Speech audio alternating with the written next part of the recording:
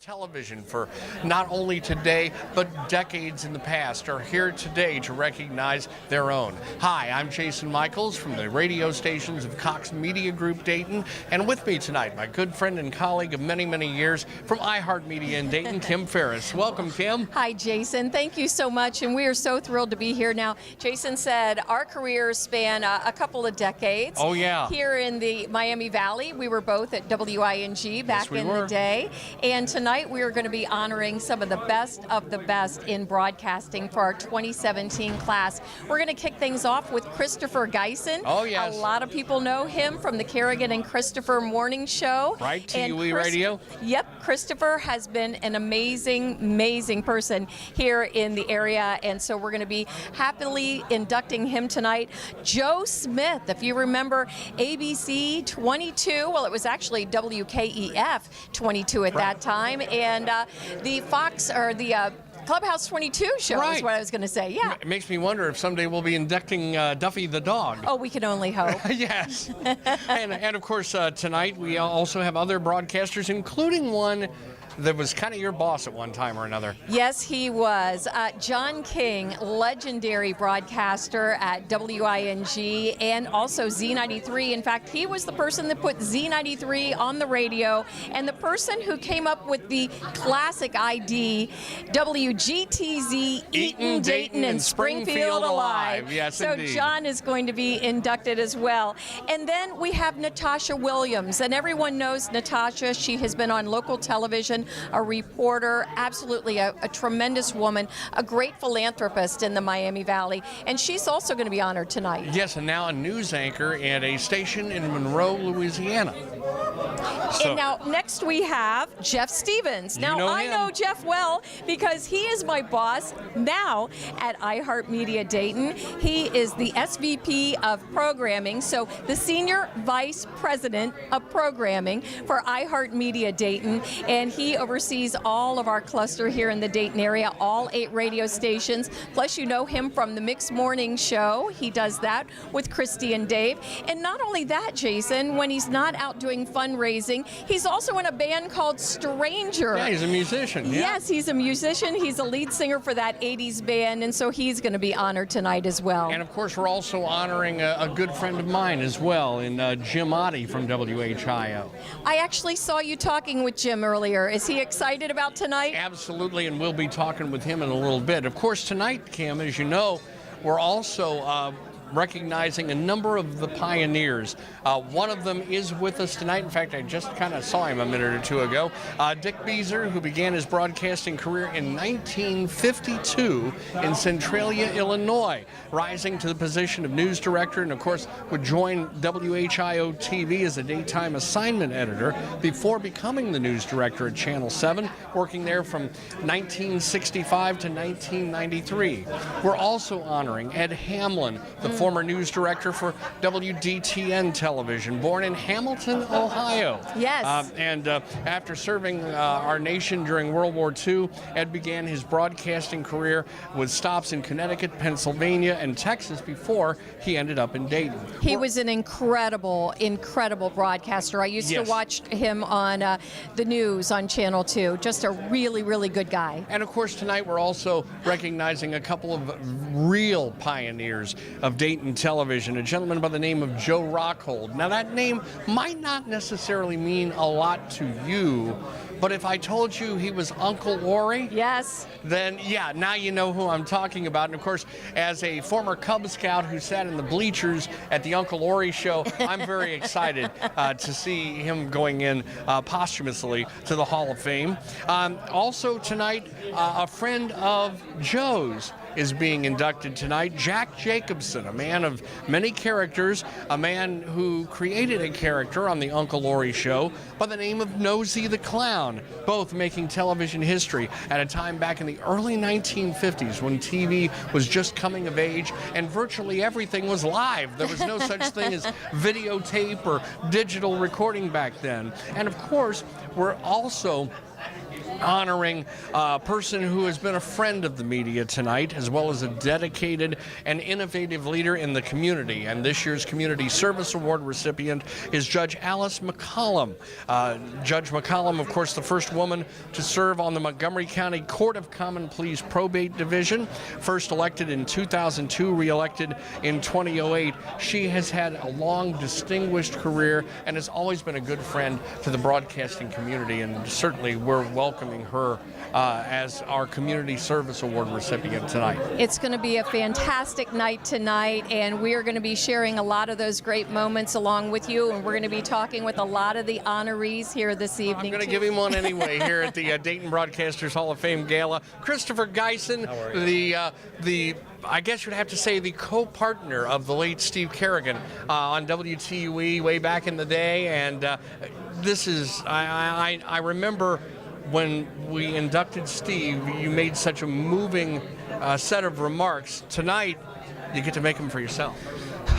I do, and I'll tell you, I'll be thinking of Steve the whole time. Obviously, I mean, if it wasn't for him and the show that we did and the listeners here in Dayton, I wouldn't be standing here tonight. So you guys had so much fun back then. What one thing comes to your mind when you think of those days, or one or two things? I would say probably the thing I remember most is getting dipped in 500 pounds of chocolate for Easter. The time we collected a bunch of food when Steve was frozen in ice, and we collected a bunch of food out at Stinger's Ford. Truckloads of food we collected, and really just the good times that we had. I mean, you said that we like to have a good time on the radio. It was pretty much a natural for us to do that. I mean, no stranger to the microphones or the cameras, for that matter, is this man here, Joe Smith. Of course, you will long time remember Joe, as I did as a kid for many, many years, watching Clubhouse 22 from, let's see, you were basically on the air there, 1970 to 79, and then went into production? Yeah, I guess that was it. You know, I have trouble remembering the dates, so I rely on my wife for that. But I know that it was a long time ago. But I tell you, I have the best memories of being here in Dayton, and it really kind of forged for opportunities that came later. So I am just so thrilled to be back. And of course, we got to mention the fact that, I mean, a lot of people also know you from the Jerry Lewis Labor Day Telethon. Well, you know, Johnny Walker, I give all the props to Johnny Walker, because he was the man behind that, I think, for nearly 20 years, or even more. And Johnny and I produced it. And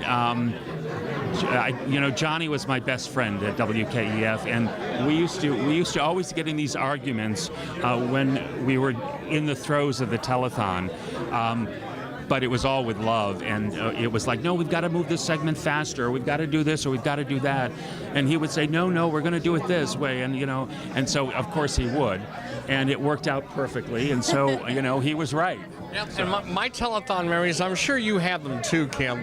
Yes, many times. I would work was as security at the telethons. Really? Yes. And it would get beat to the end of the telethon, and everybody would be frantically putting the totals together. And at one point, they would look at me and they would say, "We're not ready yet. Tell Johnny to stretch." Right. and I would be underneath the camera going, "Stretch, stretch." A lot of fun though. Well, and Johnny Walker, he was such an innovator in television, and Joe and I got to work together for a while because Johnny decided to put me in the sports department. So I was working with Tom Michaels and Tom Hamlin. Great people. Yes, and the three of us, and so I did the weekend shift, and Joe was normally working with me, and we would have so much fun, and you were always so kind to me, being a newbie in the business. Well, I did weather. Yes. I did weather on the weekends, I think, for a time, and I don't know that I really knew what I was doing, but I didn't either. I had a boss that after I left KEF and I was at Milwaukee Public Television, we had our own little unit for the show that we were doing, and he would say, "I always know that you guys are working because you're always laughing." And so I took that to heart, and I believe that if people are laughing and smiling, they are working. Exactly. And you know, you are also married to someone else that we would all know here, Barbara Kerr, who was a television news anchor on Channel 2 and 22. Exactly. She came over to 22, but we didn't actually meet there. We met at an event where Debbie Reynolds was being honored. And subsequently, we got together, and then we saw Debbie Reynolds when she was in Las Vegas. And so, there's, just kind of a nice way that things happen, but it happened here in Dayton. So now, where are you and Barbara now? Okay, right now we are in Portland, Oregon. Been there for some time. For 2 years, I went to Vermont, to Burlington, Vermont, to anchor for the ABC and Fox affiliate. And after 2 years, I decided, my heart now is back in Portland, so I went back there. And so I'm doing some television there and enjoying it and having a great time. And, we'll see what's next. And another broadcast person of and a voice that you've certainly heard on the radio, whether you're listening to AM, FM, or whatever. John King, we're so thrilled that tonight you're going into the Dayton Broadcasters Hall of Fame as an inductee. I'm shocked to be here. I'm thinking somebody who do I have to pay off? Well, apparently you've already done it, because tonight is your night. And John, we were talking about you earlier because you and I go way back. Back on WING, back in 1979 was when I started. And you had already been there at that time. Yeah, I think I started, I want to say 76, 7, somewhere in there. And then I like to call that the Jurassic Age. That was still kind of the heyday of Top 40 radio. FM may have been starting to make impressions at that point. Yes, it certainly was. But imagine, if you will, I'm on the big Top 40 radio station in my hometown. It was a thrill. About the same thrill that this kid had, even though the station may have lost a little of its luster by that time, but in 1986, when I went to work. Yeah, well, I mean, to me it was a great radio station. Hey, I grew up listening to it. Right. And so it was an honor. I mean, I was kind of I'm gonna confess to you, I wasn't starstruck of Ferris. But I mean, you walk in there and there's Kirk and Jim Briggs and George Weimer and Jack Weimer, for God's sake. I mean, come on. Absolutely incredible. Yeah. And then a lot of people, and we were also talking about this earlier, you were kind of the brainchild. You were the father of Z93, which was a legendary radio station here. And we were talking about that amazing ID, hot rockin', flame throwing, eating Dayton and Springfield alive, and all that's fun stuff. Right. And it's almost like it's like the Music City Miracle, where, you know what I mean? Everybody I know invented that line. But it was really you. I'm not going to say. He's so modest. But I'll tell you this. The story of that was just amazing because, as you remember, Kim, before it was playing a format that was kind of big band. Yeah. It was playing big band, and I was still working on Wing, the AM, and one of the guys at the corporate office walked around and said, "Now, John," and I was the program director. Right. And they said, "Now, John, if you had WJAI, what would you do with it?" And I said, "Here's what I'd do. Not play mono records." Yeah. Exactly. So, and the rest is history. That was fun. That was cool. And you just recently retired. You came back to Dayton. You actually went all over the place. You were in St. Louis, you were in Nashville, and then you came back here, and now you're retired and living out on a farm. I know. Yeah, I'm out in the woods. I'm up the holler, outside of Yellow Springs. Oh, that's awesome. And we have a gentleman with us tonight who is one of our pioneers. This man started his broadcasting career in 1952. Eventually eventually finding his way to Dayton to become eventually the news director at WHIO TV Channel 7, a man whose voice I know also graced our radio airwaves at times. In fact, actually, I started on radio. Really? Dick Bieser, welcome, and we're so happy and proud to be inducting you as a pioneer in the Dayton Broadcasters Hall of Fame. Thank you. I got to tell you guys, working at HIO was one of the 30 best years of my life. Now, you know how I came east to Dayton? No, go ahead. Well, a guy named said, go west, young man, Horace Greeley. And I was in Illinois, and I said, he's got something going back east. I'm going to go find out what it is. And I really was planning on going through here and into the Carolinas, and I am happy as a hog at the slop trough, as we used to say down on the phone, that I'm still here. You did so many jobs in front of the camera, behind the camera, in front of the microphone, behind a microphone. Was there a particular part of it that stands out to you? Not really. I enjoyed it all. I anchored, I did weather, I did sports, and you know why I did them all? Because I worked cheap. Wait a minute. Are my bosses listening? No, actually, the sports was an accident. The weather was an accident. And I'd had a little background in weather in the Air Force. And it's not all that. Now, today it is. It's a lot more difficult with all the equipment. But back in those days, my famous line is, did you like yesterday?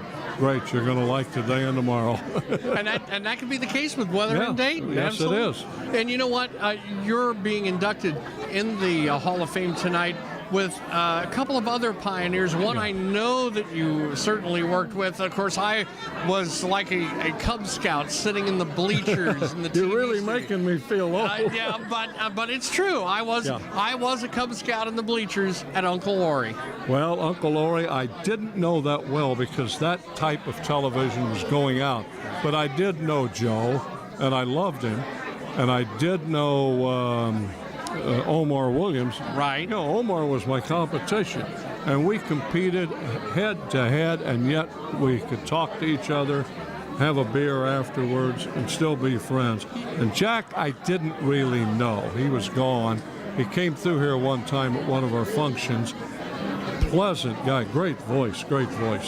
And but I never really got to work with him. And you know what? You touched on something that I found to be true, and Kim, I'll bet you have too over the years.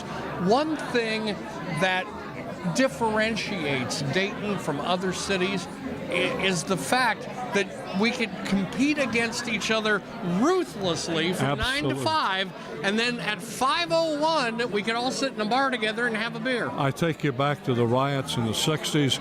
Color film was in short supply. The networks would, quote, loan us a little. And if Channel 2 ran out of a little, we'd give them a roll. We ran out, they gave us a roll. But yet we beat each other's brains out every time we could. But it was a camaraderie that I hope we still have in the business today. Yes, and for the most part, we do. And Dick, I do want to ask you, so now that you're retired, what are you doing? Well, the bad thing about retirement, you're stealing one of my lines in the banquet, is that you don't get a day off.